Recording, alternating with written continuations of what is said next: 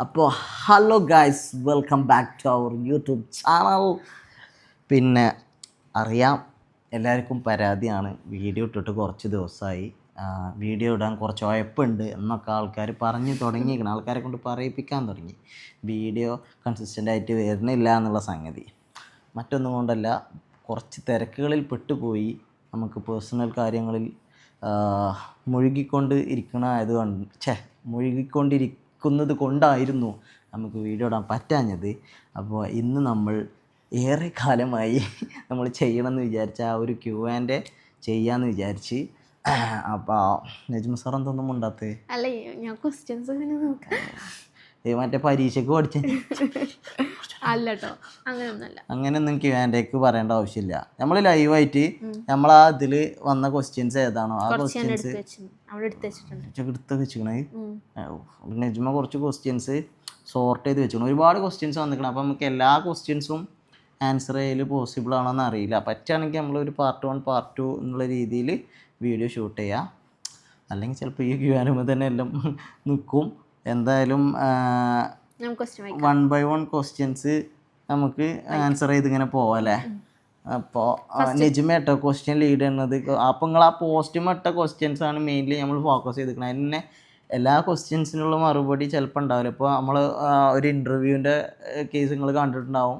അപ്പോൾ കുറച്ച് ആൾക്കാരൊക്കെ ആ ഇൻ്റർവ്യൂ കണ്ടിട്ടുണ്ടാവും. അപ്പോൾ നിങ്ങളെ ഒരുവിധം ക്വസ്റ്റ്യൻസ് ആ ഇൻ്റർവ്യൂവിൽ തന്നെ സോർട്ടായിട്ടുണ്ടാവും എന്നാണ് എനിക്ക് തോന്നണത്. എന്തായാലും ചിലപ്പോൾ അതിൽ ഓൾറെഡി നമ്മൾ ആൻസർ ചെയ്ത ക്വസ്റ്റ്യൻസ് ഇതിൽ റിപ്പീറ്റഡ് ആയിട്ട് പറയും. അപ്പോൾ അത് നിങ്ങൾ ഇൻട്രസ്റ്റ് ഉണ്ടെങ്കിൽ നിങ്ങൾ കേൾക്കുക. അതല്ലെങ്കിൽ നിങ്ങൾ ആ ക്വസ്റ്റ്യൻ സ്കിപ്പ് ചെയ്ത് അടുത്ത ക്വസ്റ്റ്യൻ എന്താണെന്നുള്ളത് നോക്കുക. ഏതായാലും നിങ്ങൾക്ക് ഇനിയും ക്വസ്റ്റ്യൻസ് ഉണ്ട് എന്നുണ്ടെങ്കിൽ, നമ്മൾ ഇതിൽ ആൻസർ ചെയ്യാത്ത ക്വസ്റ്റ്യൻസ് നിങ്ങൾക്ക് എന്തെങ്കിലും കാര്യങ്ങൾ അറിയണമെന്നുണ്ടെങ്കിൽ നിങ്ങൾ ഈ വീഡിയോൻ്റെ കമൻറ്റ് സെക്ഷനിൽ അറിയിച്ചു കഴിഞ്ഞാൽ നമ്മൾ പറ്റുകയാണെങ്കിൽ കൂടുതൽ റിക്വസ്റ്റ് ഉണ്ട് എന്നുണ്ടെങ്കിൽ നമ്മൾ ഒരു Q&A പാർട്ട് 2 എന്നുള്ള രീതിയിൽ ചെയ്യാം അല്ലേ. അപ്പോൾ ഏതായാലും നമ്മൾ ഐശ്വര്യമായിട്ട് ബിസ്മി ചൊല്ലിങ്ങാണ്ട് കുഴപ്പിക്കണ ക്വസ്റ്റ്യൻസ് ഒന്നും ചോദിക്കല്ലോ കേട്ടോ. ഐശ്വര്യമായിട്ട് നമ്മൾ ക്വസ്റ്റ്യൻ ആൻസറിങ് സെഷൻ തുടങ്ങാൻ പോവുകയാണ്. അപ്പോൾ ഫസ്റ്റ് ക്വസ്റ്റ്യൻ എന്താണ് നജ്മ സോർട്ട് ചെയ്തിരിക്കണം നോക്കാം. ഒരു 10 ക്വസ്റ്റ്യൻ ആൻസർ പോലെ 10 ക്വസ്റ്റ്യൻസാ? 21 ക്വസ്റ്റ്യൻസ് നമുക്ക് നോക്കാം ഏകദേശം എത്ര സമയം വരുന്നുണ്ട് നോക്കാം. അതിനനുസരിച്ച് ഒരു 10 to 15 ക്വസ്റ്റ്യൻസ് മാക്സിമം ഈ വീഡിയോയിൽ ചെയ്യാൻ നോക്കാം അല്ലേ. ഓക്കെ, അപ്പോൾ ഐശ്വര്യമായിട്ട് ഒന്നാമത്തെ ക്വസ്റ്റ്യൻ എന്താണെന്നുള്ളത് നോക്കാം. നിങ്ങളെ വീട് എവിടെയാണ്? എൻ്റെ വീട് എവിടെയെന്നില്ല ചോദ്യം. എൻ്റെ വീട് മലപ്പുറം ഡിസ്ട്രിക്റ്റിൽ വണ്ടൂർ എന്ന് പറഞ്ഞ സ്ഥലത്താണ്. വണ്ടൂരിൽ കൂരിക്കുണ്ട് എന്നാണ് എൻ്റെ സ്വദേശത്തിൻ്റെ പേര്. അതായത് വണ്ടൂർ ടൗണിൽ നിന്ന് കറക്റ്റ് 1 കിലോമീറ്റർ ഉണ്ടാവും വീട്ടിലേക്ക് അല്ലേ. ഇനി നജ്മിൻ്റെ വീട് കാട്ടുമുണ്ട, അതായത് വണ്ടൂരിൻ്റെയും നിലമ്പൂരിൻ്റെയും ഇടയിലുള്ള സ്ഥലമാണ് കാട്ടുമുണ്ട എന്ന് പറയുന്ന സ്ഥലം. ആ കാട്ടുമുണ്ടയിലാണ് നജ്മിൻ്റെ വീട് വരുന്നത്. അപ്പോൾ ഞങ്ങൾ രണ്ടാളെയും വീട് ഇപ്പോൾ മനസ്സിലായിട്ടുണ്ടാവും എന്ന് വിചാരിക്കുന്നത്. ഒരുപാട് ആൾക്കാർക്ക് അറിയുന്ന കോമൺ ക്വസ്റ്റ്യൻ ആണ്, എങ്കിൽ പോലും നമ്മൾ അറിയാത്തവർക്ക് വേണ്ടിയിട്ട് നമ്മൾ ആ ഒരു കാര്യം പറഞ്ഞെന്നുള്ളതാണ്. എൻ്റെ വീട്ടിൽ നിന്ന് നജ്മിൻ്റെ വീട്ടിലേക്ക് ഏകദേശം എനിക്ക് തോന്നുന്നു ഒരു 5 കിലോമീറ്റർ 6 കിലോമീറ്റർ ആ റേഞ്ച് ഡിസ്റ്റൻസ് ഉള്ളൂ. ഓക്കെ, അപ്പം നെക്സ്റ്റ് ക്വസ്റ്റ്യൻ. നജ്മ തന്നെ എങ്ങനെ പരിചയപ്പെട്ടു? ഈ കേസ് ഞാൻ വളരെ വ്യക്തമായിട്ട് ഇൻ്റർവ്യൂവിൽ പറഞ്ഞതാണ്. നജ്മനെ പരിചയപ്പെട്ട കേസ് ഒരുപാട് ആളുകൾക്ക് ഒരു ധാരണ ഉണ്ട് ഞങ്ങളത് ലവ് മാരേജ് ആണ് എന്നുള്ളത്. സത്യത്തിൽ ഞങ്ങളത് ലവ് മാരേജ് അല്ല, ഞങ്ങളത് കംപ്ലീറ്റ്ലി ടിപ്പിക്കൽ അറേഞ്ച്ഡ് മാരേജ് എന്ന് പറയാൻ പറ്റില്ല. കാരണം എന്താ, അങ്ങനെയല്ല അപ്പം കൺഫ്യൂഷനായി. അങ്ങനെയല്ല, ടിപ്പിക്കൽ അറേഞ്ച്ഡ് മാരേജ് എങ്ങനെയാണ്, ഒരു വീട്ടിൽ ആലോചന വരുന്ന്, ചെക്കൻ പോയി പെണ്ണ് കാണുന്ന്, അങ്ങനെയൊക്കെയാണല്ലോ ഉറപ്പിക്കൽ. പക്ഷേ എൻ്റെ പെണ്ണ് കാണൽ സത്യത്തിൽ ഞാനല്ല കണ്ടത്, എൻ്റെ വീട്ടുകാരാണ് കണ്ടത്. അതായത് ഞാൻ കാനഡയിൽ പോയി, അതിൻ്റെ ഒരു സ്റ്റോറി പറയുകയാണെങ്കിൽ, ബാക്ക് എൻഡ് സ്റ്റോറി പറയുകയാണെങ്കിൽ, ഞാൻ കാനഡയിൽ പോയി 2022 മാർച്ചിലാണ് ഞാൻ കാനഡയിൽ പോകുന്നത്. അങ്ങനെ ഞാൻ കാനഡയിൽ പോയി, അങ്ങനെ ഉണ്ടോ ഒരു കഥയായി മാറും. അപ്പോൾ ഏതായാലും ഞാൻ വളരെ ചുരുക്കി പറയാം. അങ്ങനെ ഞാൻ കാനഡയിൽ പോയി 2022 ഒക്ടോബറിലൊക്കെയാണ് നമ്മളെ മുട്ടായെടുക്കലുണ്ടായത്. അപ്പോൾ അതിൻ്റെ മുന്നത്തെ മാസമാണ് ഈ ആലോചനയും കാര്യങ്ങളൊക്കെ ഉണ്ടായത്. അതെങ്ങനെ വന്നു വെച്ച് കഴിഞ്ഞാൽ, എൻ്റെ ഉപ്പാക്ക് പലചരക്ക് കടയാണ്. അപ്പോൾ ഉപ്പാൻ്റെ കടയിലേക്ക് മറ്റേ സ്നാക്സൊക്കെ കൊണ്ടുവരുന്ന ഒരു കാക്കുണ്ട്. നമ്മൾ ചായക്കടിക്കുള്ള മറ്റേ സമൂസയും മറ്റേ കടികളൊക്കെ കൊണ്ടുവരുന്ന ഒരു കാക്കുണ്ട്. ഞങ്ങൾ സമൂസക്കാക്ക അറിയില്ല. അപ്പോൾ സത്യം പറഞ്ഞാൽ ഈ സമൂസക്കാക്ക ത്രൂ ആണ് ഈ കല്യാണം ഉണ്ടാകുന്നത്. ഈ സമൂസക്കാക്ക ഇത് ഇപ്പം ഇങ്ങനെ അന്വേഷിച്ചു, ചെക്കന് പെണ്ണ് നോക്കിയിട്ടുള്ള രീതിയിൽ കാര്യങ്ങൾ അന്വേഷിച്ച് അങ്ങനെ ഈ സമൂസക്കാക്ക പറഞ്ഞു നമ്മുടെ കുടുംബത്തിൽ ഇങ്ങനെ ഒരു കുട്ടി ഉണ്ട് എന്നുള്ളത് പറഞ്ഞു. അങ്ങനെ ആ സമൂസക്കാക്ക ത്രൂ ആണ് ഈ കല്യാണം ഉണ്ടാകുന്നത്. അങ്ങനെ ഇനീഷ്യലി അങ്ങനെ കോണ്ടാക്റ്റ് കിട്ടി. അങ്ങനെ ഇമ്മ പറഞ്ഞു ഇങ്ങനെ ഒരു കുട്ടി ഉണ്ട്, നമ്മൾ പോയി നോക്കണമെന്ന് ചോദിച്ചു. അപ്പോൾ ഞാൻ തന്നെ മേഡം പറഞ്ഞു നിങ്ങൾ പോയി നോക്കി നല്ലതാണെങ്കിൽ നമുക്ക് നോക്കാമെന്നൊക്കെ പറഞ്ഞിട്ട് എൻ്റെ മനസ്സിലെന്താണ് കല്യാണത്തിനൊക്കെ ഒരുപാട് സമയം എടുക്കുമല്ലോ, നമ്മളിത് കുറേ തിരഞ്ഞിട്ടൊക്കെ കിട്ടുള്ളൂ എന്നൊക്കെ പറഞ്ഞു. കാരണം നമ്മളെ ചെക്കന്മാർ നാട്ടിലുള്ള ചെക്കന്മാരും ഫ്രണ്ട്സൊക്കെ പെണ്ണ് തരുന്നുണ്ട്, പക്ഷെ ഇവർക്കൊന്നും പെണ്ണ് കിട്ടണില്ല. അങ്ങനത്തെ ഒരു സംഗതി ഉണ്ടേനി, അത് എന്തുകൊണ്ടാണെന്ന് അറിയണില്ല ഇനി. അപ്പോൾ ഞാൻ തന്നെ വിചാരിച്ചു കുറച്ച് ഏറ്റവും കുറേ തിരയേണ്ടി വരും, നമ്മളൊക്കെ പോരായ്മകളുള്ള മനുഷ്യന്മാരാണ്. അപ്പോൾ കുറേ തിരഞ്ഞാലൊക്കെ നമ്മളൊക്കെ പറ്റുന്ന കുട്ടികൾ വരണ്ടേ. അപ്പോൾ ആ സംഗതി സമയം എടുക്കുമെന്ന് പ്രതീക്ഷിച്ചിട്ടാണ് ഞാൻ സത്യത്തിൽ അതിന് മൂളി കൊടുത്തത്. അങ്ങനെ ഞാൻ മൂളി കൊടുത്ത് ഇമ്മ പെണ്ണ് കാണാൻ പോയി. ഫസ്റ്റ് കണ്ട മുതലാണ് ഇത്. ഇമ്മാക്ക് ഇഷ്ടപ്പെട്ടു, പെരക്കാർക്ക് ഇഷ്ടപ്പെട്ടു, വീട്ടുകാർക്ക് തമ്മിൽ അങ്ങോട്ടും ഇങ്ങോട്ടും ഓക്കെ ആയി. അപ്പോൾ ഞാനൊരു വീഡിയോ കോളിലാണ് സത്യത്തിൽ നെജ്മനെ ആദ്യമായിട്ട് കാണുന്നത് 2022. 2022 നെജ്മനെ വീഡിയോ കോളിൽ കണ്ടു. അന്ന് ഒരാഴ്ചൻ്റെ ഉള്ളിൽ നമ്മൾ എൻഗേജ്മെൻറ്റ് ഉണ്ടായി തോന്നുന്നു അല്ലേ? അധികം സമയം എടുത്തില്ലല്ലോ? ഒരു മാസം ആണോ? അത്ര എനിക്ക് ഓർമ്മയില്ല. കാരണം എന്താ വെച്ചാൽ അത്രയും സമയം എടുത്തു. ഇപ്പോൾ 2 വർഷമൊക്കെ 2-3 വർഷമായി. 2025 അല്ലത്, 2022 അപ്പോൾ 3 വർഷത്തോളം നമ്മൾ എൻഗേജ്മെൻറ്റ് കഴിഞ്ഞിട്ട്. അപ്പോൾ ആ സമയത്ത് വീട്ടുകാർ മുട്ടായി എടുത്ത് ഉറപ്പിച്ചു. കാരണം ഞാൻ ഒരു നോക്ക് പോലും അവളെ കണ്ടിട്ടില്ല കേട്ടോ. അതിൻ്റെ ഇടയിൽ ഞാൻ ഈ വീഡിയോ കോളിൽ കണ്ട ഒരു ഇത് മാത്രമേ ഉള്ളൂ. അപ്പോൾ എൻ്റെ ഉള്ളിൽ കുറേ ആകാംക്ഷകളുണ്ട് സത്യത്തിൽ. ആളെന്താ ഏതാന്നുള്ളത് നമുക്ക് വലിയൊരു ധാരണയല്ല. ആ വീഡിയോ കോളിൽ ഒരൊറ്റ വീഡിയോ കോളിൽ നമ്മൾ ആളങ്ങോട്ട് ഉറപ്പിച്ചേക്കാണ്. എന്താണെന്ന് വെച്ചാൽ എനിക്ക് എൻ്റെ ഉമ്മാനിപ്പാനി ആ ഒരു കാര്യത്തിൽ വിശ്വാസം ഉണ്ടായിനി. ഓല് എനിക്ക് പറ്റിയൊരാളെ ഇക്കാരം കണ്ടുപിടിച്ച് തരിക എന്നുള്ളൊരു വിശ്വാസം ഉണ്ടായിനി. അതേതായാലും അൽഹംദുലില്ലാ കുഴപ്പമില്ലാത്ത രീതിയിൽ സംഗതി നമ്മളെ കയ്യിലെത്തി കിട്ടിയിട്ടുണ്ട്. അങ്ങനെ എൻ്റെ കല്യാണം കഴിഞ്ഞത് 2024 അങ്ങനെ 2022 കാനഡയിൽ പോയ ഞാൻ പിന്നെ 2024 എൻ്റെ കല്യാണം കൂടാൻ വേണ്ടിയിട്ടാണ് ഡയറക്റ്റ് വരുന്നത്. അന്നാണ് ഞാൻ ഈ മുതലിനെ നേരിട്ട് കാണുന്നത്. അത് വരെ ഞാൻ കണ്ടിട്ടില്ലേ. നേരിട്ട് കണ്ടിട്ടുണ്ടെങ്കിൽ ഞാൻ കല്യാണം അവിടെ മുടങ്ങിയിട്ടുണ്ടോ? അപ്പോൾ ഏതായാലും അൽഹംദുലില്ലാ നമ്മളെ പെരക്കാർ കണ്ടുപിടിച്ച ആളേതായാലും അടിപൊളിയാണ്. നിങ്ങളെ അഭിപ്രായം എന്താ നെജ്മിനെ പറ്റി? നല്ല അഭിപ്രായമല്ലേ? മീനിലെന്താ ഇട്ടീന്? ഉച്ചക്ക് മീൻ എനിക്ക് ചോറിന് ഇങ്ങനെ ഇട്ടിട്ടുണ്ട്. കുഴപ്പമില്ല. അടുത്ത ക്വസ്റ്റ്യൻ, നെജ്മ ഹനാന്റെ ഫാമിലിയിലുള്ളതാണോ? നെജ്മ ഹനാൻ്റെ ഫാമിലി ഉള്ളതാണോ? അല്ല. ഇതിൻ്റെ ഒരു സത്യകഥ പറഞ്ഞുതരാം. ഞങ്ങളെ ആലോചന നടക്കുന്ന സമയത്ത് എൻ്റെ മുട്ടയെടുക്കലിന് ശേഷം ഇവൾക്ക് ഹനാനെ അറിയില്ല, ഇന്നറിയില്ല പോട്ടെ, ഹനാനെ ഒരുവിധം ആൾക്കാരൊക്കെ ഒന്നുമില്ല നമ്മളെ നാട്ടിലുള്ളവർക്കെങ്കിലും എന്തായാലും അറിഞ്ഞിരിക്കേണ്ടതാണ്. ഒരുവിധമൊക്കെ മൊബൈൽ ഉപയോഗിക്കുന്ന ആളുകൾക്ക് എവിടെയെങ്കിലും ഒരു മൂളിപ്പാട്ടെങ്കിലും കേട്ടി എന്തെങ്കിലും റീല് കണ്ടിട്ടൊക്കെ ഒരു പരിചയം ഉണ്ടാവും. ഇവക്ക് അങ്ങനത്തെ യാതൊരു ഐഡിയ ഇല്ല. ഇതാരാ എന്താ എന്നൊന്നും അറിയില്ലേനി. എൻ്റെ ഫ്രണ്ട്സ് നമ്മളെ മുട്ടയെടുക്കൽ കഴിഞ്ഞതിന് ശേഷം എൻ്റെ ഫ്രണ്ട്സ് എന്തെങ്കിലും പറഞ്ഞു ഇതിനെ പറ്റിയോ അല്ലെങ്കിൽ ഞാൻ ആരാന്നറിയോ? ഞാൻ എൻഗേജ്മെന്റ് ക്ലാസ് പോയപ്പോ എല്ലാവർക്കും നിങ്ങളറിയാം, പക്ഷെ എനിക്ക് മാത്രം അറിയില്ല. എല്ലാവരും ഇങ്ങോട്ട് ഇങ്ങനെ പറയാം നിങ്ങൾ എങ്ങനെയാണ് നിങ്ങളങ്ങനെ. അതായത് എൻഗേജ്മെന്റ് കഴിഞ്ഞ് ഇവള് ക്ലാസ്സിൽ പോയപ്പോ കുട്ടികൾ ഇങ്ങനെ പറയണ്ടായിരുന്നു ഇവക്ക് യാതൊരു ഐഡിയ ഇല്ല നമ്മളെ പറ്റി, യാതൊരു ഐഡിയ ഇല്ല. ഫസ്റ്റ് എന്റെ ഫ്രണ്ട് വന്നപ്പോ ഞാൻ ചോളെങ്ങനെ റിലേറ്റീവ് അറിയില്ല. അപ്പൊ ഞാൻ വെച്ചാൽ എന്റെ ആരെങ്കിലും എന്റെ ആരല്ല ഹനാന്റെ ഫ്രണ്ടാണ്.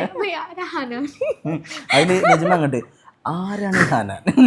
അതാണ് നെജ്മ എന്ന് വെച്ചാൽ അങ്ങനെ ഒരു നാട്ടും പുറത്ത് പാവപ്പെട്ടൊരു കുട്ടി, എല്ലാവരും ഇതൊന്നും ഇല്ലാതെ അങ്ങനത്തെ ഒരു കുട്ടി. അല്ലാതെ അല്ലെങ്കിൽ എനിക്ക് ഹനാൻ അറ്റ്ലീസ്റ്റ് ഇഞ്ഞറിയ പോട്ടെ, ഇഞ്ഞ അങ്ങനെ മനുഷ്യന്മാരെ അറിയുന്നില്ല, ഇന്നെ അറിയേണ്ട കാര്യമല്ല. ഞാനങ്ങനെ കുറച്ചൊക്കെ പാട്ടൊക്കെ പാടണോണ്ട് പാട്ടൊക്കെ കേട്ടിക്കണ് പറയാനൊക്കെ. നമ്മളെ വീട്ടിൽ ആരൊക്കെയുണ്ട്? എൻ്റെ വീട്ടിൽ എൻ്റെ ഉമ്മ, എൻ്റെ ഉപ്പ, എനിക്ക് 2 അനിയന്മാരാണ് ഉള്ളത്. എൻ്റെ നേരെ താഴെയുള്ള അനിയൻ ഇപ്പോൾ BEdും അതേപോലെ PGയും രാജസ്ഥാൻ യൂണിവേഴ്സിറ്റിയിൽ നിന്ന് കംപ്ലീറ്റ് ചെയ്ത് ഒപ്പം നാട്ടിൽ വന്നു. ഇപ്പോൾ 2 ആഴ്ചയിട്ടുള്ളൂ നാട്ടിലെത്തിയിട്ട്. പിന്നെ ഏറ്റവും ചെറിയ അനിയൻ ഇപ്പോൾ കോഴിക്കോട് SSC ട്രെയിനിങ്ങിന് പ്രിപ്പയർ ചെയ്തുകൊണ്ടിരിക്കുക, അതായത് SSC കോച്ചിങ്ങിന് പോയിക്കൊണ്ടിരിക്കുകയാണ് എക്സാം പ്രിപ്പയർ ചെയ്യാൻ വേണ്ടിയിട്ട്. പിന്നെ ഇവളും ഞാനും ഉണ്ട്. ഇനി ഞാൻ പോയി കഴിഞ്ഞാൽ ഇവളുണ്ടാവും. പിന്നെ അങ്ങനെ മൊത്തം total 5 members plus this member including Najma നമ്മൾ ടോട്ടൽ 6 ആൾക്കാരാണ് വീട്ടിലുള്ളത്. എൻ്റെ വീട്ടിൽ കുറേ ആൾക്കാരുണ്ട്. എൻ്റെ വീട്ടിലോ? വീട്ടിലാരൊക്കെ ഉള്ളത്? എൻ്റെ ഉപ്പുണ്ട്, ഉമ്മണ്ട്, കാക്കുണ്ട്, 2 താത്തമാരുണ്ട്, ഞാനുണ്ട്. താത്താരൊക്കെ കെട്ടിച്ചോടത്താട്ടോ വേറെ കാര്യം. എന്നാലും ഇപ്പത്തെ ഫാമിലി അല്ലേ. അതാണ് നെജ്മൻ്റെ ഫാമിലി. ഓക്കെ. ഇനി പിന്നെ പിന്നെ കുറേ ആൾക്കാർ ചോദിച്ചതാണ്. പിന്നെ എന്താ കല്യാണത്തിന് മുമ്പും ഇപ്പോഴുള്ള എന്താ ജീവിതം എങ്ങനെയാണ്? കല്യാണത്തിൻ്റെ മുമ്പും ഇപ്പോഴുള്ളത്. കല്യാണത്തിന് മുമ്പ് ഇപ്പോഴുള്ള ജീവിതം എങ്ങനെ ഉണ്ടെന്നോ? അതൊരു നല്ല ക്വസ്റ്റ്യനാണ്. കല്യാണത്തിന് മുമ്പുള്ള ജീവിതം എങ്ങനെയാണെന്ന് വെച്ച് കഴിഞ്ഞാൽ എനിക്ക് ഫ്രീഡം കുറച്ച് അധികം കൂടുതലായിരുന്നു. അത് സ്വാഭാവികമായിട്ടും അങ്ങനെ ആയിരിക്കും. കാരണം അത്ര ഫ്രീഡം പാടില്ല.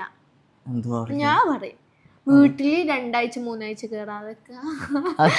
അത് പറഞ്ഞു കഴിഞ്ഞാൽ ആൺകുട്ടികളൊരു പ്രത്യേകത പറഞ്ഞു കഴിഞ്ഞാൽ അവർക്ക് ഈ ഫ്രീഡത്തിൻ്റെ കേസ് പറയുകയാണെങ്കിൽ സംഗതി ശരിയാണ്. പെൺകുട്ടികൾക്ക് ഒരു പക്ഷേ ആണുങ്ങൾ അത്ര ഫ്രീഡം വീട്ടിൽ നിന്ന് കിട്ടിക്കൊള്ളണമെന്നില്ല. പ്രത്യേകിച്ച് മുസ്ലിം ഫാമിലീസിലൊക്കെ അത് കുറച്ച് കുറവ് തന്നെയാണ്. നമ്മളെ ഏരിയയിലൊക്കെ അതുള്ളത് തന്നെയാണ്. അപ്പോൾ ഇനി മുസ്ലിംസിന് നല്ല, അപ്പോൾ ഗേൾസിന് പൊതുവേ നമ്മളെ ഏരിയയിൽ അത്ര ഫ്രീഡം ഇല്ല. എന്നാൽ എല്ലാ വീട്ടിലും അങ്ങനെയാണെന്ന് നമ്മൾ പറയണില്ല, പക്ഷേ ഫ്രീഡം കുറവാണ്. അതെന്താണെന്ന് വെച്ചാൽ നമ്മൾ ജീവിക്കുന്ന ഒരു സമൂഹം ചുറ്റുപാടും അങ്ങനെ ആയതുകൊണ്ടായിരിക്കാം ഒരു പക്ഷേ. നമ്മളൊരു കൾട്ട് അങ്ങനെയാണ്. മലപ്പുറത്തുള്ളൊരു കൾട്ട് സത്യത്തിൽ അങ്ങനെയാണ്. എന്നെ സംബന്ധിച്ച് കല്യാണത്തിന് മുമ്പ് എനിക്ക് പ്രത്യേകിച്ച് ഒരു പരിപാടിയില്ല. അതായത് ഞാൻ കാനഡ പോകുന്നതിന് മുമ്പ് ആണെങ്കിൽ ഇങ്ങനെ ഹനാനപ്പോൾ ഓരോ പ്രോഗ്രാമിനും അവിടെ ഇവിടെയൊക്കെ ആയിട്ട് വെറുതെ തെണ്ടി നടക്കുക, വെറുതെ ജാളി മാളിക്ക് തെണ്ടി നടക്കില്ല എനിക്ക് പരിപാടി. കല്യാണത്തിന് ശേഷം അന്ന് എങ്ങനെയാണെന്ന് വെച്ച് കഴിഞ്ഞാൽ കല്യാണത്തിന് മുമ്പുള്ള സംഗതി എന്ന് പറഞ്ഞു കഴിഞ്ഞാൽ നമുക്ക് പ്രത്യേകിച്ച് ആരോടും ആൻസർ പറയേണ്ട കാര്യമില്ല. അതായത് എവിടെ പോകണം, എന്തിനു പോകണം, ഇതിനൊന്നും ജസ്റ്റിഫിക്കേഷൻ കൊടുക്കേണ്ട ആവശ്യമില്ല കല്യാണത്തിന് മുമ്പ്. കല്യാണത്തിന് ശേഷം എന്ത് കാര്യങ്ങൾക്കും ഇതായത് പണ്ട് നമ്മൾ കുട്ടികളാകുമ്പോണ്ടല്ലോ ഉമ്മാനോടും അനുവാദം ചോദിക്കില്ല. എന്നാൽ മാതിരിയാണ് ഇപ്പോൾ പെണ്ണുങ്ങളോട് അനുവാദം ചോദിക്കണം, അന്ന് പോകാൻ പറ്റുമോ അങ്ങനെ ഒരു വിഷയമുണ്ട്. അത് പെണ്ണ് എട്ടിന് ശേഷമുള്ളത്. പിന്നുള്ളൊരു സംഗതി എന്ന് പറഞ്ഞു കഴിഞ്ഞാൽ നമുക്ക് പ്രത്യേകിച്ച് സത്യം പറഞ്ഞാൽ ഇതന്നെ ഈ ഒരു ഫ്രീഡം ആണ് മെയിൻ സാധനം. നമുക്ക് തെണ്ടി നടക്കലേ ഇപ്പോൾ ആദ്യത്തെ അത്ര ഇല്ല, എന്നാലും ഞാൻ പോകുന്നുണ്ട് കേട്ടോ. വേറെ ആരും വിടൂല ഇങ്ങനെയൊന്നും. നെജ്മ ആയതുകൊണ്ടാണ് പിന്നെയും പിന്നെ കുറേയൊക്കെ ഇങ്ങനെ ചെക്കന്മാരപ്പം എന്നാലുള്ളൂ. ഇപ്പോൾ അടുത്ത ട്രിപ്പിന് നാളെ മറ്റന്നാളെ സ്ഥലത്ത് പോകാണ്ട്, അതുകൊണ്ടാണ് ഇപ്പോൾ ഇത് പറയണത്. അല്ലാന്നുണ്ടെങ്കിൽ എന്താ പറയുക വിടൂല, അങ്ങനെ കുഴപ്പമുണ്ട്. അപ്പം ഇങ്ങനെ സോപ്പിട്ട് താളത്തിൽ ഇങ്ങനെ കൊണ്ടെടുക്കണോണ്ട് ഇങ്ങനെ നമ്മളെ കാര്യങ്ങളൊക്കെ ഇങ്ങനെ നടന്നു പോകുന്നുണ്ട്. ചെക്കന്മാരപ്പം ഇറങ്ങലാണെങ്കിലും നമുക്ക് അതാണല്ലോ, ചെക്കന്മാരപ്പം ഇറങ്ങുമ്പോഴാണ് നമ്മളാ ഒരു സംഗതി റെഡിയായി വരിക. അതൊരു സംഗതിയാണ് പെണ്ണെട്ടീരിൻ്റെ. പിന്നെ ഇപ്പോൾ അതിനെപ്പറ്റി അത് പറയുന്ന കുറേ പറയാണ്ടോ. അടുത്ത ക്വസ്റ്റ്യനിലേക്ക് പോകാല്ലേ? Explain about Anu, Eechu, Afi. അനു, ഈച്ചു, അഫീനെ പറ്റിയോ? അത് അനുവിനെ, ഈച്ചുവിനെ, അഫീനെ പറ്റി ഞാൻ പറയേണ്ട കാര്യമില്ല പ്രത്യേകിച്ച്. കാരണം നിങ്ങൾക്ക് അറിയണതാണ് ഓല എന്താണെന്നുള്ളത്. കറക്റ്റ് നിങ്ങൾ ഓല വീഡിയോയിൽ കാണുന്നതാണ്. അനു എന്താണെന്നുള്ളത്, ഈച്ചു എന്താണെന്നുള്ളത്, അഫി എന്താണെന്നുള്ളത് നിങ്ങൾ വീഡിയോയിൽ എങ്ങനെയാണോ കാണുന്നത് അത് തന്നെയാണോ ഓല്. വൈബാണ്, സെറ്റാണ്. ഞാൻ കൂടുതൽ ഓവറാക്കി പറഞ്ഞാണ്ട് ഇത് ലാഗാക്കിക്കണില്ല. പിന്നെ അബൌട്ട് ഫ്രണ്ട്സിനെ കുറിച്ച് പറയാം. ഫ്രണ്ട്സിനെ കുറിച്ച് ഞാൻ എന്താ പറഞ്ഞില്ല, നമ്മളെ ഹാപ്പി പ്ലേസ് ആണ് നമ്മളെ ഫ്രണ്ട്സാണ്. അതുപോലെപ്പോൾ അങ്ങനെയല്ലേ പറയണത്. ഈ എന്തൊക്കെ ഉണ്ട്, എന്തൊക്കെ അടിപൊളിയാണ്, ഫാമിലി അടിപൊളിയാണ്, പിന്നെ വൈഫ് അടിപൊളിയാണെന്നൊക്കെ പറഞ്ഞാലും ഫ്രണ്ട്സിൻ്റെ ആ ഒരു വൈബും സംഗതിയില്ലേ അത് വേറെയാണ്. അതൊരു വേറെ സംഗതിയാണ്. ഫാമിലി ലൈഫ് വേറെ, ഫ്രണ്ട്സിൻ്റെ ഒപ്പമുള്ള ലൈഫ് വേറെ. ഓക്കെ, നെക്സ്റ്റ് ഞാൻ അർഷത്തിൻ്റെ ഫ്രണ്ട്സിനെ കുറിച്ച് ഒറ്റ വാക്കിൽ പറയാം. അത് ഞാൻ എന്നോട് ചോദിക്കേണ്ട ക്വസ്റ്റ്യൻ ആണ്. എന്താണ് എനിക്ക് എൻ്റെ ഫ്രണ്ട്സിനെ പറ്റി അല്ലെങ്കിൽ എൻ്റെ കൂട്ടുകാരെ പറ്റി പറയാനുള്ളത്? ഒറ്റ വാക്കിൽ പറയാനാ പറഞ്ഞേ. അടിപൊളിയാണ്. ഒറ്റ വാക്കിൽ പറയാനാ പറഞ്ഞേ. ഒറ്റടിക്ക് അടിപൊളിയാണ് ഒഴിവാക്കി. അല്ല എന്താ എനിക്ക് പ്രത്യേകിച്ച് സൂപ്പറാണ്, നല്ല രസമാണല്ലോ ഇപ്പോൾ പോകാനൊക്കെ. ഞങ്ങൾ ഇങ്ങനെ ഒരുമിച്ച് യാത്രകളൊക്കെ ചെയ്തുകൊണ്ട് നോക്ക് ഒരുമിച്ച് യാത്ര ചെയ്യണൊക്കെ അടിപൊളിയാണ്, വൈബാണെന്നൊക്കെ പറയണേ. ഓല് ഇതിപ്പോൾ ഓല് കേട്ടാൽ ഓല് മണ്ടക്കുത്തി കൂടി കരുതിയിട്ടാണ് മോശം പറയാത്തത്. മോശം പറയാനൊന്നുമില്ല. ഞങ്ങൾക്ക് സിൻസിയറായിട്ട് ചെക്കന്മാരൊക്കെ അടിപൊളിയാണ്.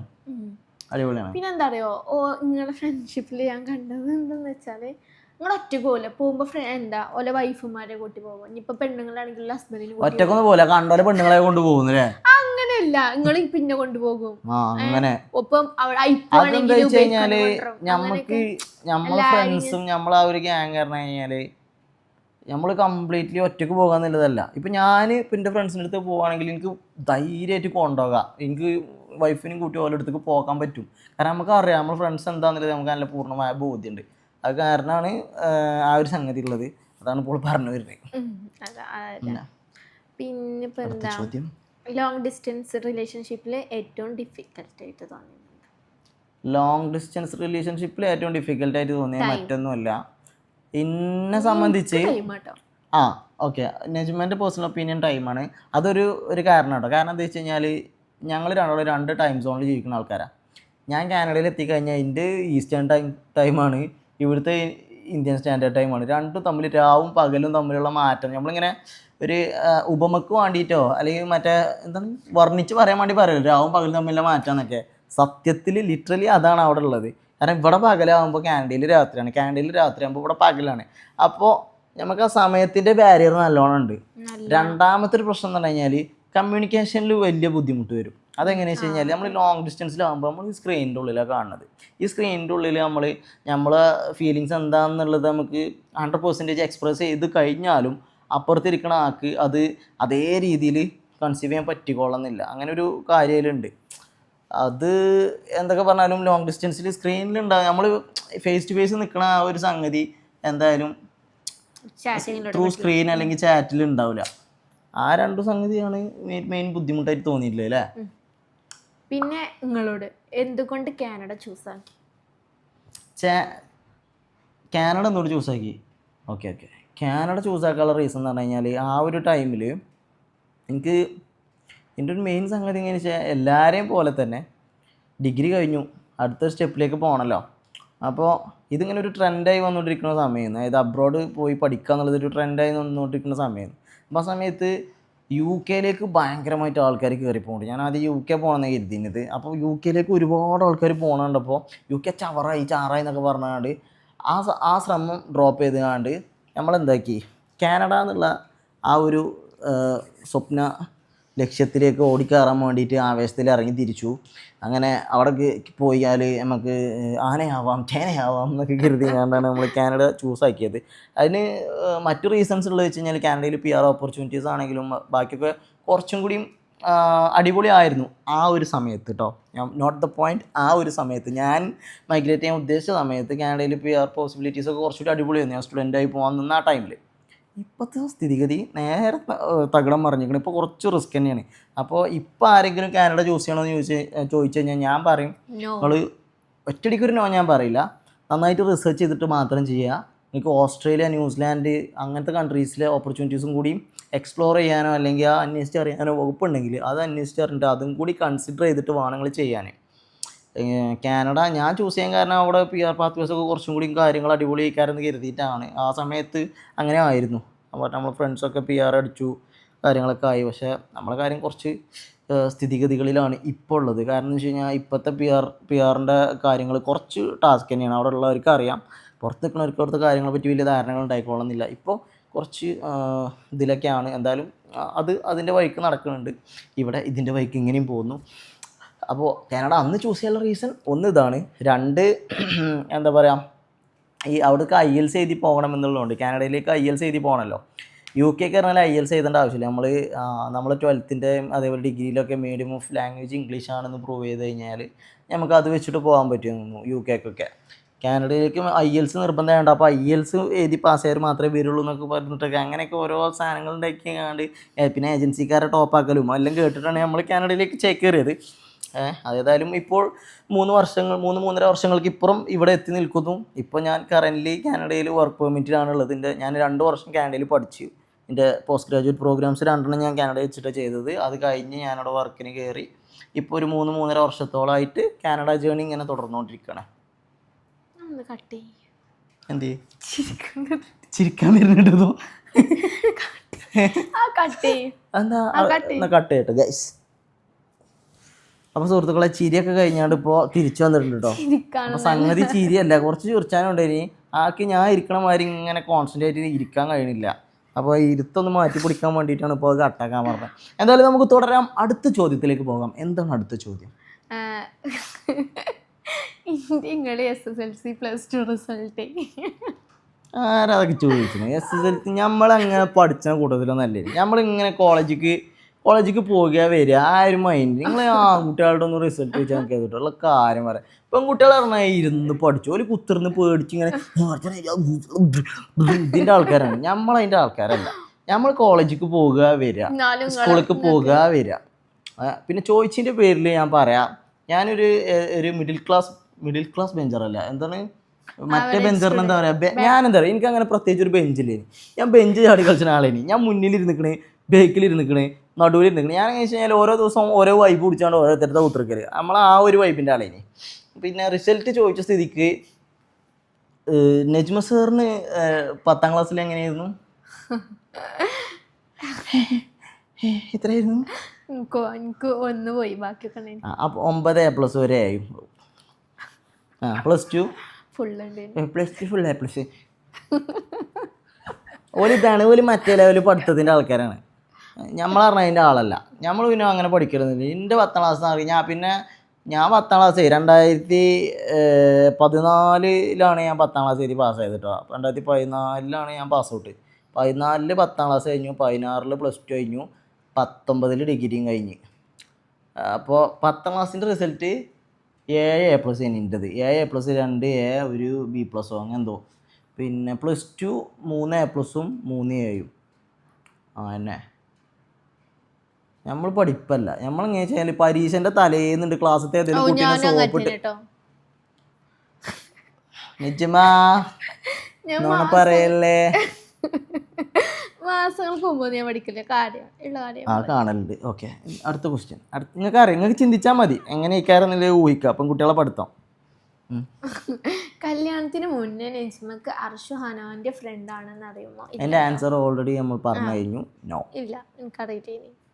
പിന്നെ ഹനാനെന്നെ അറിയില്ല. പിന്നെ ഹനാൻ്റെ ഫ്രണ്ട് ആവുന്നില്ലേ. പിന്നെ എന്താ നിങ്ങള് യൂട്യൂബ് തുടങ്ങാൻ ആരാണ് നിങ്ങളെ മോട്ടിവേറ്റ് ചെയ്തത്? യൂട്യൂബ് തുടങ്ങാൻ സത്യം പറഞ്ഞാൽ എന്നെ കൊണ്ട് തുടങ്ങിപ്പിച്ച ആള് അസറുമാണ്. അസറിനോട് പറഞ്ഞു യൂട്യൂബ് തുടങ്ങാൻ. അതായത് അനാൻ ഓൾറെഡി തുടങ്ങി കാര്യങ്ങളൊക്കെ അടിപൊളിയായിട്ട് പോയി. അതിനുശേഷം ബാസിൽ തുടങ്ങി അടിപൊളിയായിട്ട് പോയി. അതിനുശേഷം അസറ് തുടങ്ങി.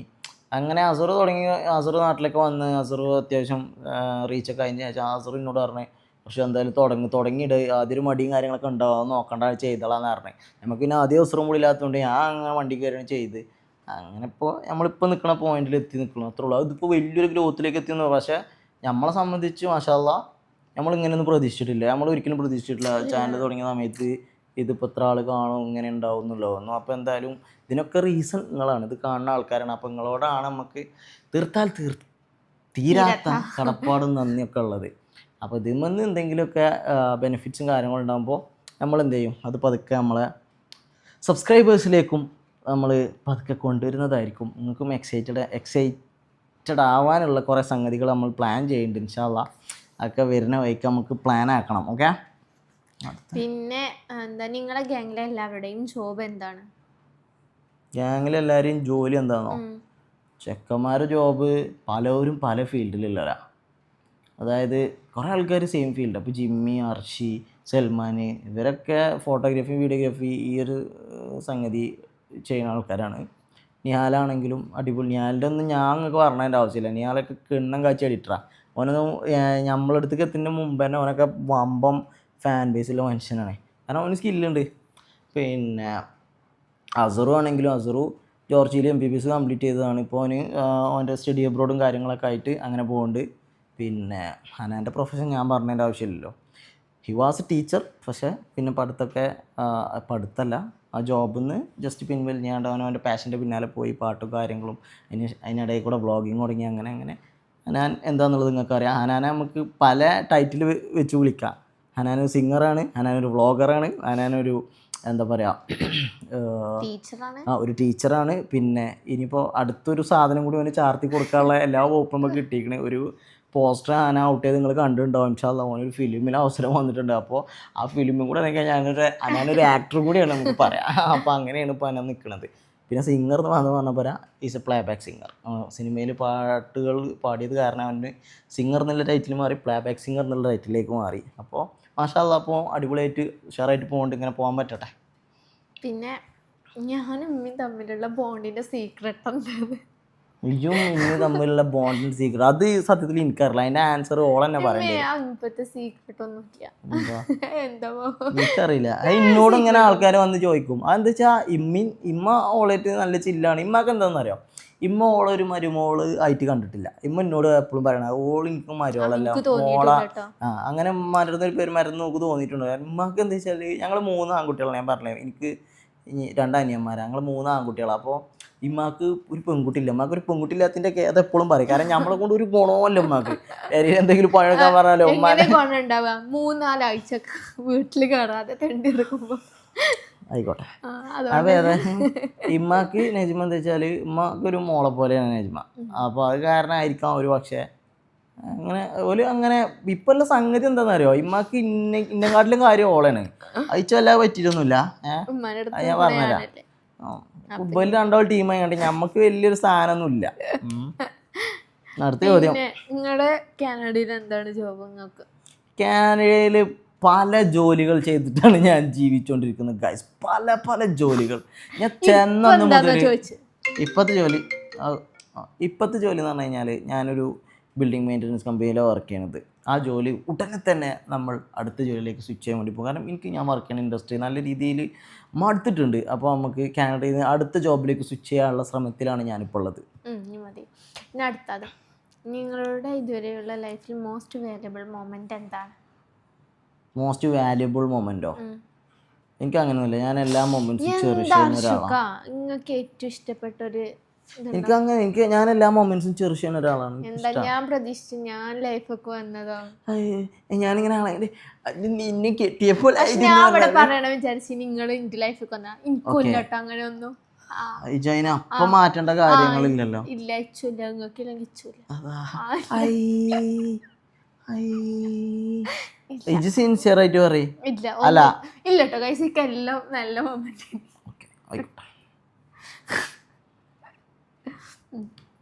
നജ്മാൻ്റെ അർഷുക്ക പോസിറ്റീവ് നെഗറ്റീവ്? എൻ്റെ 2 പോസിറ്റീവ് എൻ്റെ 2 നെഗറ്റീവ് പറയും. എൻ്റെ 2 പോസിറ്റീവ് എൻ്റെ 2 നെഗറ്റീവോ? എൻ്റെ നെഗറ്റീവ് അയ്യോ പറഞ്ഞോളി. എൻ്റെ 2 positive പറയണമെന്നുണ്ടെങ്കിൽ I would say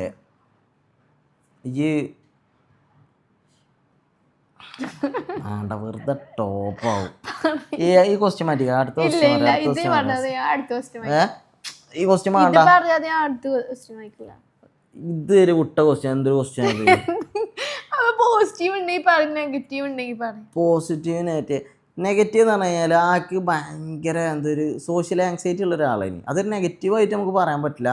social anxiety എല്ലാവർക്കും ഉണ്ടാവും. അത് ഇങ്ങനെ കുറച്ച് കഴിയുമ്പോൾ ഇങ്ങനെ റെഡി ആയി വരലാണ്. അതൊരു ഡ്രോബാക്കായിട്ട് എനിക്ക് തോന്നുന്നു. അത് ഡ്രോബാക്ക് അങ്ങനെ നമുക്ക് പറയാൻ പറ്റില്ല. ഞാൻ പിന്നെ എന്തെങ്കിലും പറയണ്ടേ, അതുകൊണ്ട് പറയണതാണ്.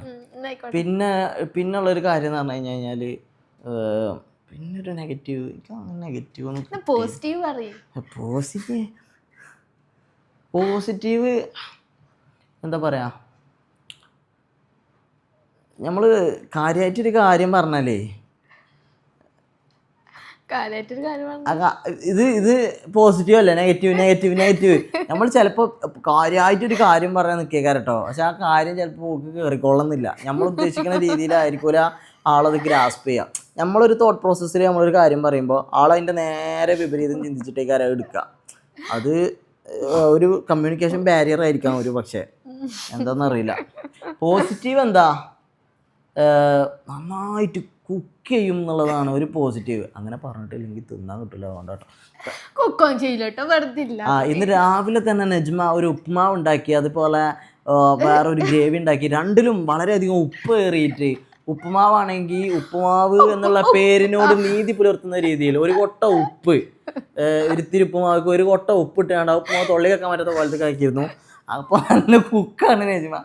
അല്ല കേട്ടോ, പോസിറ്റീവ് പറയുകയാണെന്നുണ്ടെങ്കിൽ ഇതാ ആള് നമ്മളെ സപ്പോർട്ട് സിസ്റ്റമാണ്. അത് തന്നെയാണ് ഏറ്റവും വലിയ പോസിറ്റീവ്. നമ്മൾ ആഗ്രഹിക്കുന്നതും ഇതൊക്കെ തന്നെ. ഇതിൻ്റെ അപ്പുറത്തേക്കൊന്നും നമ്മൾ ആഗ്രഹിക്കണില്ല അങ്ങനെയാണ് ഇങ്ങനെയാണെന്നുള്ളതും. നമ്മളെ ഒരു വിഷമങ്ങളും നമ്മളെ സന്തോഷങ്ങളൊക്കെ പങ്കിടാൻ നമ്മളിപ്പം തോളോട് തോൾ ചേർന്ന് പ്രവർത്തിക്കാൻ ഒരാൾ, അതാണല്ലോ നമ്മളെ പാർട്ണർ എന്ന് പറയുന്നത്. അപ്പോൾ ആ ഒരു രീതിയിൽ ആൾ എൻ്റെ പപ്പളും ഉണ്ട്. അതിന് ഞാൻ പടച്ച തമ്പുരാനോടും എൻ്റെ ഉമ്മാനോടും ഉപ്പാനോടൊക്കെ നന്ദി പറയുന്നു.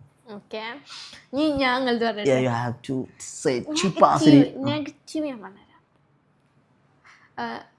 ഞാൻ അതിന് മുമ്പ് പറഞ്ഞിരിക്കണം, ആ ഇന്റർവ്യൂല് പറഞ്ഞപ്പോ എന്ത് ഫോൺ 24 hours. ഇപ്പോൾ പുറത്തൊക്കെ പോയി വരിക കേട്ടോ. അപ്പം നമ്മൾ ഡോറൊക്കെ തുറന്നു നോക്കുമ്പോൾ നമ്മളെന്താ പ്രതീക്ഷിക്കുക, ഒന്നുമില്ലെങ്കിൽ ഒന്ന് മുഖത്തൊക്കെ ചിരിച്ചാൽ ഇല്ല, വരുമ്പോൾ തന്നെ വല്ലോണം നോക്കിയോ കേട്ടോ, അങ്ങനെ ഇങ്ങോട്ട് വരിക. അങ്ങനെ നെഗറ്റീവാണ്. അടുത്ത് പിന്നെ ബാത്റൂമിക്ക് ഫോൺ കൊണ്ടുപോകുക, എന്നിട്ട് ബാത്റൂമിൽ 2 മണിക്കൂർ. അത് ഞാൻ പറയട്ടെ, ബാത്റൂമൊക്കെ ഫോൺ കൊണ്ടുപോകുന്ന ആള് ഞാൻ മാത്രമാണോ? നിങ്ങളെല്ലാരും ബാത്റൂമിൽ ഫോൺ യൂസ് ചെയ്യില്ല. ആയിക്കോട്ടെ, എനിക്കിപ്പോ നിങ്ങളതിൽ പറയാൻ പറ്റുള്ളൂ. ഞാൻ ബാത്റൂമിൽ ബോറടിയാണ്, അപ്പൊ നമ്മള് റീൽസ് ഒക്കെ കാണാൻ വേണ്ടിട്ട് ബാത്റൂമിൽ പോകും. ആയിക്കോട്ടെ, ബാത്റൂമിൽ ഒരു 5 മിനിറ്റ് 10 ഞാൻ ഏടി പോയാലും 1 മണിക്കൂർ. നിങ്ങളെപ്പോഴും 1 മണിക്കൂർ ഇല്ല കേട്ടോ. അപ്പൊ അസുറൊക്കെ ബാത്റൂം പോകണേ, അസുർ ബാത്റൂം കയറിയല്ലേ, പിന്നെ വേറെ എവിടെയെങ്കിലും പോകാനല്ലേ 5-6 മണിക്കൂർ അസുർ. അങ്ങനെയൊന്നുമില്ല നമ്മളെന്തായാലും. Okay, so what are the positives that you found on me? ഒന്നുമില്ല ഗൈസ്, എടുത്തു പറയാനൊക്കെ തോന്നില്ല. അല്ല കേട്ടോ, അർഷക്കൊക്കെ അല്ലേ കണ്ടറിഞ്ഞ് ചെയ്യും. ഇന്ത്യൻ കമാൻഡിങ്ങിന്റെ. ഓക്കെ, പിന്നെ അടുത്തത് കണ്ടറിഞ്ഞ് ചെയ്യുന്നൊക്കെ ചെയ്തിട്ടുണ്ട്. പിന്നെ അടുത്തത് കച്ചറ ഉണ്ടാക്കിയിട്ടുണ്ടല്ലോ അർഷുക്ക്, ആദ്യം വന്ന് സോറി. അതിപ്പോ ഒരാള് വിട്ടുവീഴ്ച ചെയ്യണം എന്നുള്ളത് ഉറപ്പാണ്. എന്തെങ്കിലും ഒരു പ്രോബ്ലം ഉണ്ടാകുമ്പോ അപ്പൊ ഞാനത് ഞാൻ വിട്ടുവീഴ്ച ചെയ്തിട്ടില്ല. ഇവള് വിട്ടുവീഴ്ച ചെയ്യില്ല കേട്ടോ, അപ്പൊ ഭയങ്കര കൊയിന്തെത്തിയാ. ഇടക്ക് അങ്ങനൊന്നുമില്ല, രണ്ടോളൊക്കെ. അടുത്ത ക്വസ്റ്റ്യൻ. എത്ര ചോദ്യമായി? ഇത് ലാസ്റ്റ് ക്വസ്റ്റ്യനാ? നജ്മ വന്നതിന് ശേഷമുള്ള മാറ്റങ്ങൾ. നജ്മ വന്നതിന് ശേഷം വന്ന മാറ്റങ്ങളോ? ചെലവ് ഡബിളായി. അതായത് അത് ഉറപ്പല്ലേ, രണ്ടാളായാലോ ആദ്യം ചിഞ്ച കാര്യം മാത്രം നോക്കിയാൽ മതി, ഇപ്പോൾ ഓളെ കാര്യം കൂടി നോക്കണം. പക്ഷെ ഓളൊരു എക്സ്പെൻസീവ് വൈഫ് അല്ല കേട്ടോ. എല്ലാവർക്കും അല്ല, ഞാൻ ഒരു കാര്യം പറഞ്ഞുതരാം. ചെക്കന്മാർക്കൊക്കെ ഒരു തോട്ടുണ്ട്, പെണ്ണ് കെട്ടിക്കഴിഞ്ഞാൽ ഭയങ്കരമായ ചിലവാണ്, ഭീമമായ തുക നമുക്ക് വേണം. ചെറിയ ചിലവുകളുണ്ട് ഈ കല്യാണത്തിൻ്റെ സമയത്ത്, ഓഫ് കോഴ്സ് ചിലവുകളുണ്ട്, കാരണം കല്യാണം അറേഞ്ച് ചെയ്യണം, അപ്പോൾ അതിൻ്റേതായ ചിലവുകളുണ്ടാവും. കല്യാണം കഴിഞ്ഞിട്ടുള്ള ചിലവുകൾ പറഞ്ഞാൽ അതൊരു ഭയങ്കര ചിലവൊന്നും പറയാനില്ല. ഇടയ്ക്കും തിലക്കും നമുക്കൊന്ന് ഡ്രസ്സ് എടുക്കേണ്ടി വരും, ഓൾക്ക് ഡ്രസ്സ് എടുക്കേണ്ടി വരും. പിന്നെ അതിൻ്റെ ഒരു കണക്ക് എന്ന് പറഞ്ഞു കഴിഞ്ഞാൽ 3000-4000 കൊടുക്കാതെ ബിൽക്ക് ഒരു ഡ്രസ്സ് കിട്ടൂല. നമ്മൾ ചെക്കന്മാർക്ക് പറഞ്ഞാൽ 1000 രൂപയ്ക്ക് ഷർട്ട് കിട്ടും. അതേപോലെ അല്ല ഇവർക്ക് അങ്ങനത്തെ ഒരു സംഗതികളുണ്ട്. എങ്കിൽ പോലും പിന്നെ ഇവളിങ്ങനെ ഭയങ്കര ബാക്കിയുള്ള പോലെ കുറേ കോസ്മെറ്റിക്സ് ഉപയോഗിക്കുന്ന ആളൊന്നല്ല. അതുകൊണ്ട് എനിക്ക് അതിനൊന്നും കുറേ പൈസ ചിലവാണ്. മറ്റേ ഉണ്ടല്ലേ, മറ്റേ കൊറിയൻ മറ്റേത് വേണം, ഇത് വേണം, പൂക്കി പാൻറ്റ്, പൂക്കി ഷർട്ട്, അങ്ങനത്തെ സംഗതികളൊന്നും ഭാഗ്യം പടച്ചോൻ അനുഗ്രഹിച്ച് വെക്കില്ല. എന്തോ അള്ളാ കുറച്ച് ആ കാര്യത്തിൽ ഓളെ ബേക്കിക്ക് വലിച്ചതിനെ കൊണ്ട് അങ്ങനത്തെ ചിലവുകൾ എനിക്ക് കുറവാണ്. അതുകൊണ്ട് തന്നെ എനിക്കൊരു എക്സ്പെൻസീവ് വൈഫായിട്ട് തോന്നിയിട്ടില്ല. പിന്നെ എന്താ വെച്ച് കഴിഞ്ഞാൽ ഇപ്പോൾ എവിടെ പോയിട്ട് ഞാൻ ഇപ്പോൾ ഈ റെസ്റ്റോറൻറ്റിലൊക്കെ പോയിട്ട് ഫുഡ് കഴിക്കാൻ പറഞ്ഞാലേ ചില ഗേൾസിനൊക്കെ എനിക്ക് അത് വേണം ഇത് വേണം എന്നുള്ളൊരു സംഗതി ഉണ്ടാവില്ല. ഇതൊക്കെ അങ്ങനെയൊന്നുമില്ല, ഞാൻ ഓർഡർ ചെയ്യണം, അത് നിങ്ങൾ പറഞ്ഞോളി, നിങ്ങൾ ഓർഡർ ചെയ്തോളി. സ്വന്തമായിട്ടൊരു അഭിപ്രായം ഒന്നിലും ഇല്ല. ഓക്ക് ഞാൻ എന്തെങ്കിലും വാങ്ങി കൊടുക്കുകയാണെങ്കിൽ ഓൾ അത് തിന്നോളൂ. ഓക്കെ, അത്രേ ഉള്ളൂ. വെറുതെ ഈ ചോദ്യം ചോദിക്കേണ്ടില്ലേനി. ചോദ്യം കഴിഞ്ഞോ? അപ്പോൾ ഇത്രയും ചോദ്യങ്ങൾ മതി. ഇനിയും ഒരുപാട് ക്വസ്റ്റ്യൻസ് ഉണ്ട് നമുക്കറിയാം, കാരണം നമ്മളെ Q&Aയിൽ ഇട്ടതിൽ ഒരുപാട് ക്വസ്റ്റ്യൻസ് നമുക്ക് വന്നിരുന്നു. അപ്പോൾ ഈ ഒരു സെക്ഷൻ നമ്മളിവിടെ അവസാനിപ്പിക്കുകയാണ്. അപ്പോൾ ഇനിയും Q&Aയിൽ കൂടുതൽ ക്വസ്റ്റ്യൻസ് നിങ്ങൾക്ക് അറിയണം, ചോദിക്കണം എന്നുണ്ടെങ്കിൽ നിങ്ങൾ ഈ വീഡിയോൻ്റെ കമൻസിലും നിങ്ങൾക്ക് അറിയിക്കാം. അപ്പോൾ നമ്മൾ പറ്റുകയാണെങ്കിൽ ഒരുപാട് ആൾക്കാർ അത് റിക്വസ്റ്റ് ചെയ്യുകയാണെന്നുണ്ടെങ്കിൽ നമ്മൾ ഒരു Q&A പാർട്ട് 2 എന്നുള്ള രീതിയിൽ സംഗതികൾ ചെയ്യുക. അപ്പോൾ ഈ വീഡിയോ നമുക്കിവിടെ വൈൻഡപ്പ് ചെയ്യാം അല്ലേ? അപ്പോൾ വീഡിയോ കണ്ട എല്ലാവരോടും ഒരുപാട് നന്ദി. നിങ്ങൾ സബ്സ്ക്രൈബ് ചെയ്യാതെ നമ്മളെ വീഡിയോ കാണുന്നുണ്ടെങ്കിൽ സബ്സ്ക്രൈബ് ചെയ്തിട്ട്, കാരണം നമ്മളെ ചാനൽ 70,000-71,000 സബ്സ്ക്രൈബേഴ്സോളായില്ലേ. നിങ്ങൾ അനുഗ്രഹിച്ച് സംഗതി ഒന്ന് മുന്നോട്ട് കൊണ്ടുപോകണമെങ്കിൽ നമുക്ക് എങ്ങനെയെങ്കിലുമൊക്കെ ഒരു 100K അടിക്കാൻ പറ്റിയേക്കാരം. പക്ഷേ നിങ്ങൾ സഹായിക്കണം, നിങ്ങൾ സഹായിച്ചാൽ മാത്രമേ നമുക്ക് 100K അടിക്കാൻ പറ്റുള്ളൂ. അപ്പോൾ നിങ്ങളെല്ലാവരും അതിന് വേണ്ടി നമ്മളെ ഹെൽപ്പ് ചെയ്യണം. നമ്മളെ ചാനൽ 100K ആക്കാൻ എല്ലാവരും ഹെൽപ്പ് ചെയ്യുമെന്നുള്ള പ്രതീക്ഷയോട് കൂടി ലൈക്കും കമൻറ്റും ഷെയറും സബ്സ്ക്രൈബും എല്ലാം ചെയ്ത് എല്ലാവരും സഹായിക്കുക. അപ്പോൾ അടുത്ത Q&A വേണമെങ്കിൽ അതും കൂടി നിങ്ങൾ കമൻറ്റ് സെക്ഷനിൽ അറിയിച്ച് അതിന് വേണ്ട ക്വസ്റ്റ്യൻസും കൂടി അറിയിച്ചാൽ നമ്മൾ ചെയ്യുന്നതായിരിക്കും. അപ്പോൾ പുതിയൊരു വീഡിയോ ആയിട്ട് കാണുന്നവരെ എല്ലാവരോടും ബൈ ബൈ. ടാറ്റ കൊടുക്കുക. Bye bye bye. ഇല്ല bye. Bye bye bye bye by.